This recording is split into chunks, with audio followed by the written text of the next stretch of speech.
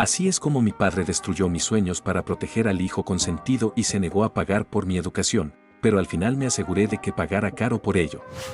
Soy un hombre de 32 años, mi hermano menor tiene 28 y crecimos con nuestro padre, que ahora tiene 56. Desde que entramos a la secundaria, mi padre siempre dio preferencia a mi hermano y con el tiempo me acostumbré a ello. Nunca fui el hijo que mi padre quería, porque, a diferencia de él, no me interesaban los deportes ni las actividades típicamente masculinas. Siempre me atrajeron más las cosas que suelen considerarse femeninas. En esencia, de niño era un hijo muy apegado a mi madre. Me encantaba todo lo relacionado con la cocina, la lectura e incluso el canto. Mi padre intentó que jugara fútbol con él, pero no se me daba bien, y poco a poco nos distanciamos.